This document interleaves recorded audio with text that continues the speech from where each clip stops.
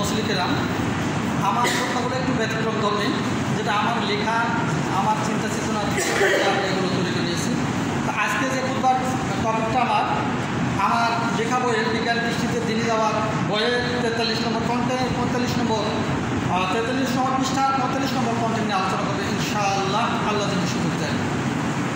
সেটা হলো মানুষের দেহে যে অণুজীব বাস করে তারাও কি ইবাদত করে? প্রশ্নটা একটু ব্যাখ্যা পানা। মানুষের শরীরে যে রোগ জীবাণু বাস করে তারা কি ইবাদত করে? রোগ জীবাণু বলতে এখানে দুই ধরনের রোগ জীবাণু বাস করে মূলত। একটা পরজীবী, যেমন ধরুন উকুন, কৃমি, এগুলোকে পরজীবী বলা হয়। আর অণুজীব বলা হয় যেটা অনুবেক্ষণিক যন্ত্রের মাধ্যমে দেখা যায়, এই ধরনের জীব। হ্যাঁ, আমাদের দেহে আপনারা নিশ্চয়ই বুঝে নিয়েছেন উকুন এবং কৃমি, এগুলো আমরা তো সবাই বাহ্য দৃষ্টি দেখি, কিন্তু আমাদের দেহে কোটি পরিমাণ অনুবেক্ষণিক যে অণুজীবগুলো এগুলো আছে, এগুলোকে ব্যাকটেরিয়া এবং ভাইরাস বলা হয়। এবং আপনারা জেনে থাকবেন আমাদের দেহে রোগ জীবাণুর জন্য দায়ী কিন্তু এরাই। আমাদের দেহে gram positive, gram negative, atypical, anaerobes, aerobes এই ব্যাকটেরিয়াগুলো বাস করে, এবং গুড পজিটিভ এবং নেগেটিভ ব্যাকটেরিয়াও বাস করে। অর্থাৎ আমাদের দেহে যে অনেক ব্যাকটেরিয়া আছে সেটা আমাদের দেহে বিল্ডআপের জন্যই তারা কাজ করে থাকে। আর কিছু ব্যাকটেরিয়া আছে যেগুলো বলা হয় নটোরিয়াস ব্যাকটেরিয়া, যারা আমাদের দেহে রোগ জীবাণু ঘটিয়ে থাকে। তো আমাদের দেহে যখন ব্যাকটেরিয়াগুলো রোগ জীবাণু ঘটিয়ে থাকে তখন আমরা মূলত ডাক্তারের কাছে যাই। ডাক্তারের কাছে গেলে ডাক্তার প্রেসক্রিপশান করেন, এবং প্রেসক্রিপশানে আমরা দেখি ব্যাকটেরিয়া মারার জন্য একটা ওষুধ দিয়ে থাকে। আপনারা জেনে থাকেন অ্যান্টিবায়োটিকের নাম হয়তো আপনারা শুনেছেন। অ্যান্টিবায়োটিক শব্দটা হচ্ছে ব্যাকটেরিয়া থেকে অ্যান্টিব্যাকটেরিয়াল, অর্থাৎ ব্যাকটেরিয়া বিরোধী। দেখেন আমরা যেমন মানুষ সামাজিক জীব, এই ব্যাকটেরিয়াগুলো কিন্তু সমাজগতভাবে বসবাস করে। যখন আপনি একটা অ্যান্টিবায়োটিক নিয়ে নিলেন শরীরে, অ্যান্টিবায়োটিকের কাজ হলো শরীরের মধ্যে যে একটা রিং তৈরি করেন, যাকে ব্যাটালেক্টাম রিং বলা হয় ডাক্তারি ভাষায়। এই রিং তৈরি করে, এই রিংটা কী করে? এই রিংটা দিয়ে ব্যাকটেরিয়াকে আঘাত করে এবং ব্যাকটেরিয়া মারা যায়। ব্যাকটেরিয়া যখন বুঝতে পারে যে আমার পোষকের দেহে, আমি যে দেহে বসবাস করছি এই দেহে একটা আমাদের ধ্বংস করার কোনো একটা উপাদান চলে এসেছে। সমর্থ হাজিরিন, আমরা যেমন বন্যা জলোচ্ছ্বাস হয়ে গেলে যেটা প্রাকৃতিকভাবে হয়ে যায়, আল্লাহ সুবহানাহু ওয়া তাআলার তরফ থেকে হয়ে যায়, তার জন্য আমরা মোকাবেলা বলি। মোকাবেলার শব্দটা অনেকে বলে যে আমরা প্রস্তুতি নিই, তার বিরুদ্ধে কিছু পদক্ষেপ নিয়ে যেন আমরা টিকে থাকতে পারি।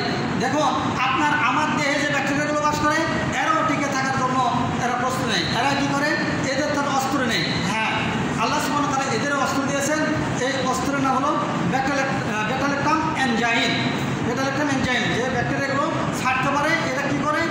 ওই যে রিং ছাড়ে, ওই অ্যান্টিবায়োটিক যে রিং ছাড়ে, এই অ্যান্টিবায়োটিকের রিংয়ের পরিবর্তে এরা এনজাইম ছাড়ে, যাতে রিংটা ধ্বংস হয়ে যায়। আপনারা জেনে থাকবেন যারা মেডিকেল সায়েন্সের লোক, এরা খুব স্পষ্ট বোঝেন first generation, second generation, third generation, fourth generation, fifth জেনারেশনের অ্যান্টিবায়োটিক চলে এসছে।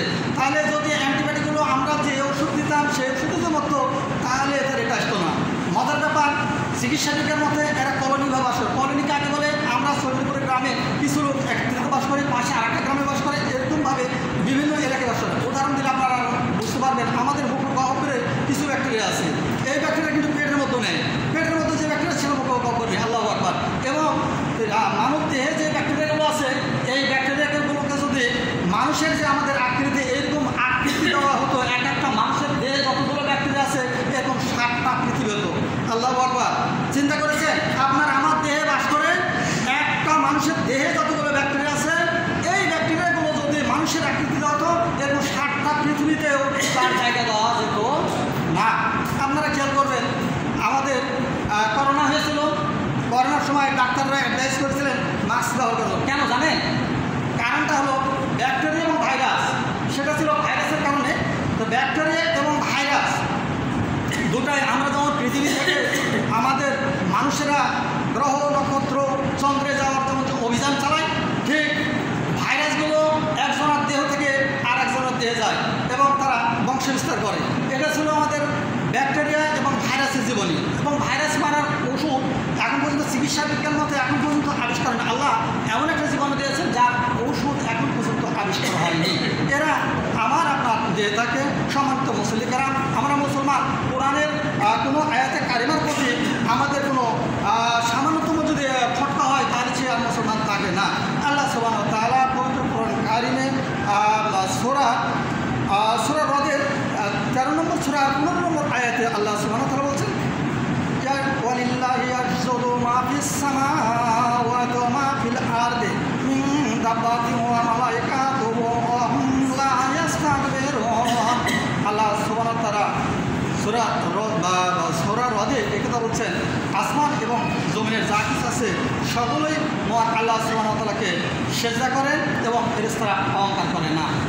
এরপর যদি আমরা এটা সূরা রদ নয়, এটা সূরা নাহল 16 নম্বর সূরা 49 নম্বর আয়াতে কারিমা। এবং সূরা রদে বা আল্লাহ বলছেন, রদে আরো কঠোরভাবে বলছেন, সূরা রদ 13 নম্বর সূরা, রদ 13 নম্বর সূরা 15 নম্বর আয়াতে আল্লাহ সুবহানাহু ওয়া তাআলা বলছেন, ইচ্ছাকৃত হোক আর অনিচ্ছাকৃত আসমান এবং জমিনের যা কিছু আছে এগুলো এবং এর ছায়াগুলো সকাল সন্ধ্যা আল্লাহ সুবহানাহু ওয়া তাআলাকে সিজদা করে। এখানে এই কথাগুলো আছে।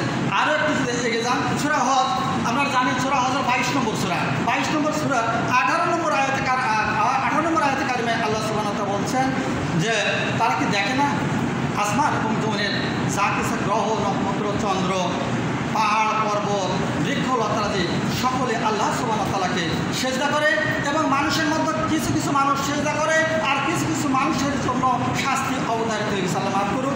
আমরা কি শাস্তি তারা অবধারিত তার মধ্যে আমরা পড়বো? মোটেও না। তো এখন যদি এটাই হয়ে থাকে আমাদের শাস্তিটা কেমন হতে পারে, আমি সংক্ষিপ্ত সময় মতো সংক্ষিপ্ত ধারণা দেবো। আপনারা সবাই হুম্মাজা পড়েছেন, সূরা হুম্মাজা 104 নম্বর সূরা, 104 নম্বর সূরা 6 এবং 7 নম্বর আয়াতে কারিমা আল্লাহ সুবহানাহু ওয়া তাআলা বলছেন, নারুল্লাহিল মুকওয়াদা আল্লাতী তাতালু আলাল আফিদা।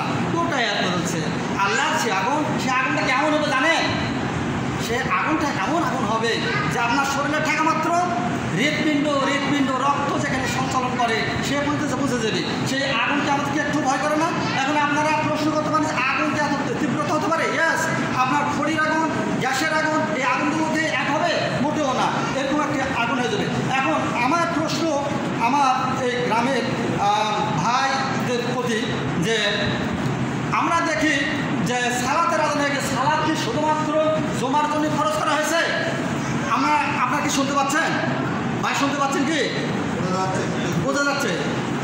সালাত কি শুধুমাত্র জুমার জন্য খরচ করা হয়েছে? জুমার জন্য 5 ওয়াক্ত সালাতকে খরচ করা হয়েছে। অথচ আমরা 5 ওয়াক্ত আমরা এইভাবে যদি আসে তাহলে তো কিছুটা হয়ে যায়। এ ব্যাপারে আল্লাহ রাসূল মুহাম্মদ সাল্লাল্লাহু আলাইহি ওয়াসাল্লাম বলতেছেন, আমার ইচ্ছা হয় একজনের ইমামতিতে সালাত শুরু হয়ে যাবে এবং আমি বাড়িতে গিয়ে বাড়িতে যারা সালাতের জামাতে উপস্থিত হয়নি, খেয়াল করুন, সালাত নয়, সালাতের জামাতে যারা উপস্থিত হয়নি তাদের বাড়িগুলো পুড়িয়ে দিই। এটা আসছে তিরমিজি শরীফে আসছে 2621 নম্বর হাদিস, নাসাই 463 নম্বর হাদিস, ইমাম মাজাহা 1079 নম্বর হাদিস, আহমদ 42428 নম্বর হাদিস এবং হাকিম 11 নম্বর হাদিস। এটা আমার কথা নয়। সম্মানিত মুসল্লি, আজান হয়ে যাচ্ছে অথচ দেখা যাচ্ছে দাড়িও বড় রাখছে, মুসলিমের লেবাস যেটা দাড়ি রেখেছে টানতেছে এবং বসে আছে কোথায়? চায়ের স্টলে বসে থেকে দার্শনিক মতো অনেক দর্শন মতামত দিচ্ছেন। দুর্ভাগা মুসলমান, দুর্ভাগা এই গ্রামবাসীর যারা মুসলমান হিসেবে নাম পরিচয় দান করে। আপনার আর হিন্দুদের মধ্যে পার্থক্য কোথায়? ওই হিন্দু যে ডাক্তার আমাদের আছে উনিও আপনার স্টলে বসে আছে অথবা দোকানে বসে আছে, আপনিও দোকানে বসে, সালাতের আজান হয়ে গেছে, উনিও বসে আছেন, আপনিও বসে আছেন, আপনারা তার মধ্যে তো কোনো পার্থক্য নেই। আপনি কি জানেন আপনার মৃত্যু কখন হবে? আমরা কি কেউ জানি যে আমাদের মৃত্যু এই সময় হবে কি কখন হবে? আল্লাহ সুবহানাহু ওয়া তাআলা এ ব্যাপারে সূরা মুলুকে বলছেন, আল্লাযী খালাকাল মাউতা ওয়াল হায়াতা লিয়াবলুয়াকুম আইয়ুকুম আহসানুল আমালা।